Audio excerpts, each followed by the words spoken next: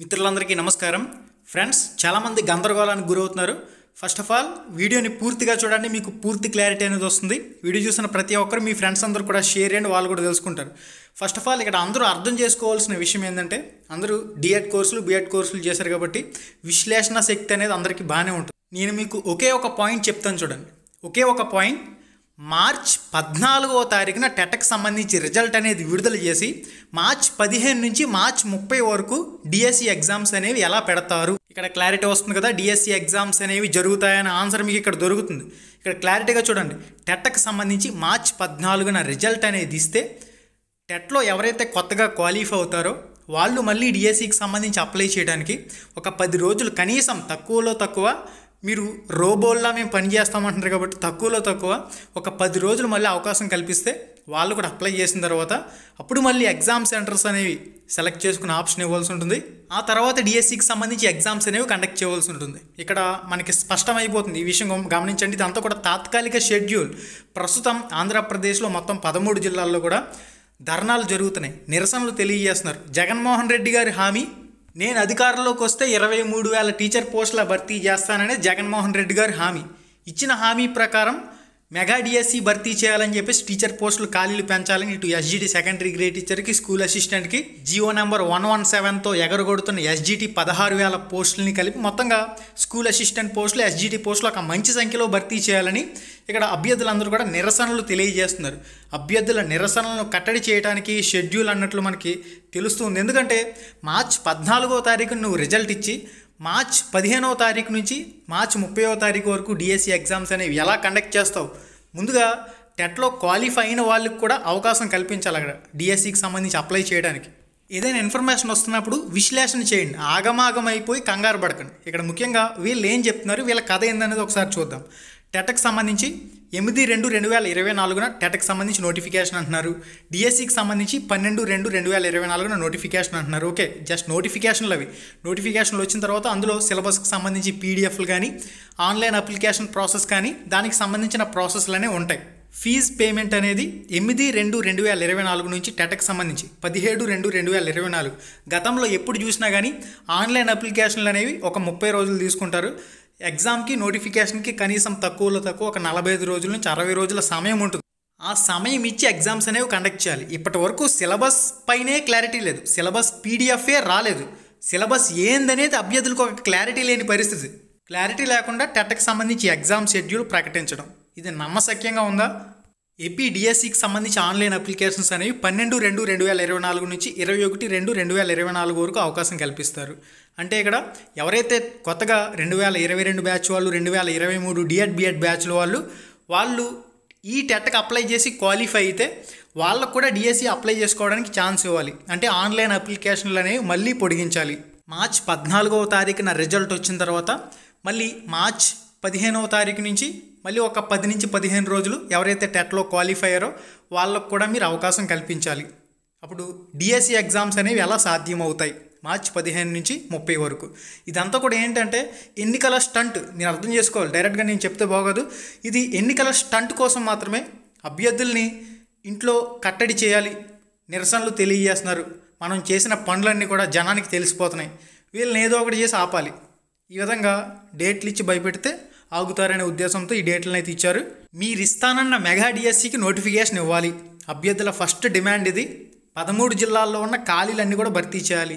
కేంద్ర ప్రభుత్వ రిపోర్ట్ 50,000కు పైగా ఖాళీలు ఉన్నాయని చెప్తుంది. మీ రిపోర్ట్ ప్రకారం 18,500 అన్నారు. 18,500 పోస్టులను కూడా తక్షణమే నోటిఫికేషన్ విడుదల చేసి భర్తీ చేయవలసిన అవసరం ఉంది. ఇక్కడ ఆన్లైన్ సబ్మిటెడ్ అప్లికేషన్లకు సంబంధించి కానివ్వండి, ఇవన్నీ కూడా తాత్కాలిక డేట్లు గుర్తుపెట్టుకోండి. టెట్కి సంబంధించి ఏదైనా ప్రభుత్వం ఒక మిరాకిల్ చేసి, ఒక అద్భుతం క్రియేట్ చేసి టెట్ పరీక్షలు అనేవి కండక్ట్ చేసిందంటే అది రికార్డు, చరిత్రలో నిలిచిపోయే రికార్డు కింద చెప్పొచ్చు. నోటిఫికేషన్లు అయితే ఇస్తారు, ఇది ఒక క్లారిటీ. నోటిఫికేషన్లు అయితే ఇస్తారు. టెట్కి సంబంధించి ఎగ్జామ్స్ అనేవి జరుగుతాయి. ఎప్పుడు జరుగుతాయి? మార్చ్లో జరుగుతాయి. మార్చ్ ఎండింగ్ నాటికి, మార్చ్ నుంచి ఏప్రిల్ లోపు ఏదైనా టెట్కి సంబంధించి ఎగ్జామ్స్ జరిగే అవకాశం ఉంది. ఇక డిఎస్సి విషయానికి వచ్చినట్లయితే ఎగ్జామ్స్ అనేవి ఆఫ్టర్ ఎలక్షన్స్ జరిగే అవకాశం ఉన్నట్లు స్పష్టమవుతుంది. ఈ విషయాన్ని గమనించండి. వీళ్ళు ఏంటంటే ఏదో ఒక షెడ్యూల్ ఇవ్వాలి, వీళ్ళు అడుగుతారు మళ్ళీ టెట్కి సంబంధించి కానీ డిఎస్సికి సంబంధించి కానీ ఎగ్జామ్స్ అనేవి పోస్ట్ పోన్ చేయమంటే మీరే అడిగారు కదా, మీకోసమే పోస్ట్ పోన్ చేస్తున్నామని చెప్పేసి దాన్ని కూడా అడ్వర్టైజింగ్ చేసే పరిస్థితి రానున్న రోజుల్లో రాబోతుంది. ఓకే, ఇక టెట్కి సంబంధించి ఎగ్జామ్స్ అనేవి 27/2/2024 నుంచి 9/3/2024 అని చెప్పేసి ఇచ్చున్నారు. అంటే ఎంత దారుణమో చూడండి. టెట్కి సంబంధించి 45 రోజులు సమయం ఇవ్వాలి. నోటిఫికేషన్ వచ్చిన తర్వాత మొత్తం 2 సెషన్లలో ఎగ్జామ్స్ జరుగుతాయని చెప్పేసి చెప్తున్నారు. Online CBT computer based test exams అంటున్నారు.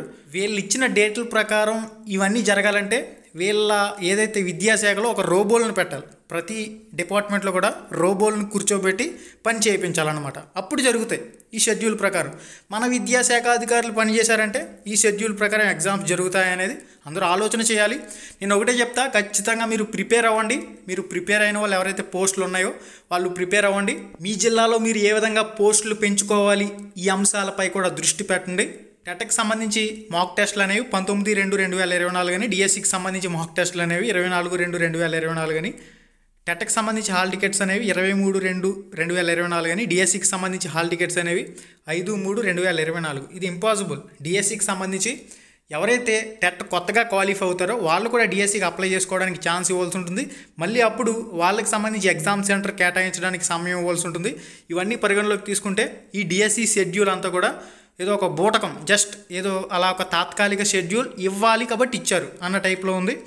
ఇక ఇనీషియల్ కీకి సంబంధించి తాత్కాలిక కీ అనేది టెట్కి సంబంధించి 10/3/2024, డిఎస్సికి సంబంధించి 31/3/2024. ఆల్రెడీ ఈ విద్యాశాఖ విధానాల మీద, విద్యాశాఖ పనితీరు మీద ఎవరికైతే ఒక అవగాహన ఉంటుందో వాళ్ళందరికీ కూడా ఓకే, ఇంత సీన్ లేదు అని అర్థమవుతుంది. కొత్తగా ఎవరైతే ఉంటారో వాళ్ళు కొద్దిగా కంగారు పడుతున్నారు. వాళ్ళ కోసమే ఇంత విశ్లేషణపూర్వకంగా చెప్పవలసి వస్తుంది, అర్థం చేసుకోండి. మీరు ప్రిపేర్ అవ్వండి. మీ పోస్టుల్ని మీరు ఏ విధంగా పెంచుకోవాలనే అంశంపై దృష్టి కేంద్రీకరించండి. మీరు ప్రిపేర్ అవ్వండి. Text book line to line prepare అవ్వండి. డిఎస్సికి ఖచ్చితంగా సమయం ఉంది, ఖచ్చితంగా బోల్డ్ సమయం వస్తుంది.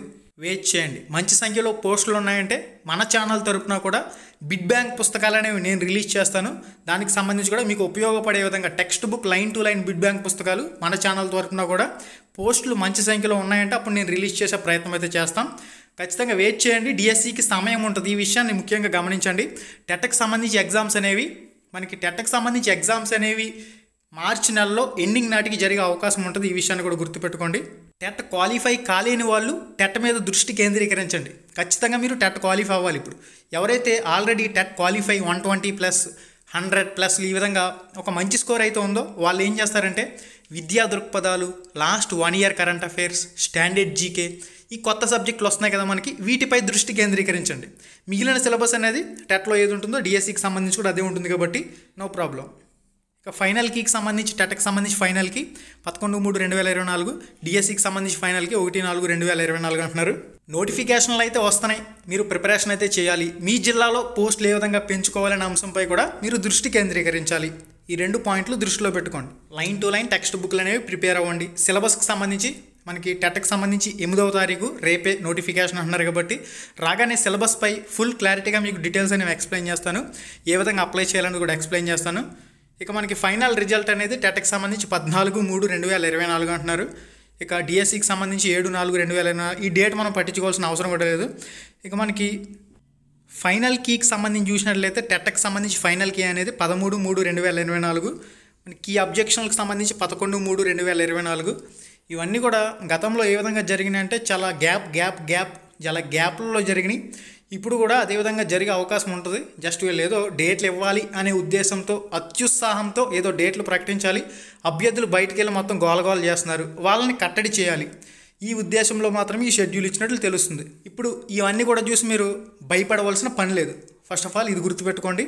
ఎవరికి వారు బిజినెస్ చేసుకునే ఒక మైండ్లో ఉన్నారు.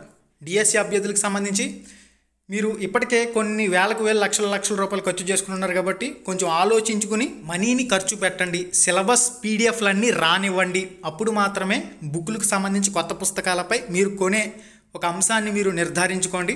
ఇప్పుడు ఉన్న పలానా ఏదో ఎగ్జామ్స్ జరిగిపోతాయని చెప్పేసి భయపడవలసిన పని లేదు. జస్ట్ నోటిఫికేషన్లు అయితే వస్తాయి. నోటిఫికేషన్లు రావడం పక్కా అని చెప్పేసి తెలుస్తుంది. అది పోస్టుల సంఖ్య పెంచి ఇవ్వాలని చెప్పేసి ప్రతి ఒక్కరు కోరుకుంటూ ఉన్నారు. కానీ వీళ్ళు ఏం చేస్తున్నారంటే స్కూల్ అసిస్టెంట్కి సంబంధించి 2299 అని, ఎస్జిటికి సంబంధించి 2280, PGT post graduation teacher 215, TGT trained graduation teacher 1264, principal 42, మొత్తంగా 6100 పోస్టుల దాకా ఉన్నట్లు వీళ్ళ లెక్కలైతే చెప్పారు.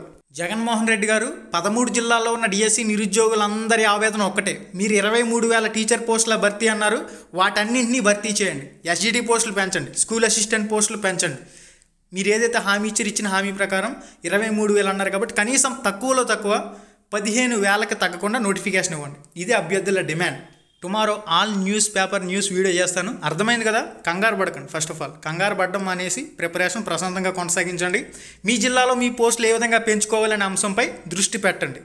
ఇవి 2 పాయింట్లు గుర్తుపెట్టుకోండి. డిఎస్సి ప్రిపరేషన్కి మీకు సమయం ఉంటుంది. ఇది గుర్తుపెట్టుకోండి, ఈ విషయం గుర్తుపెట్టుకోండి. మళ్ళీ కలుసుకుందాం. శుభం. ధన్యవాదాలు.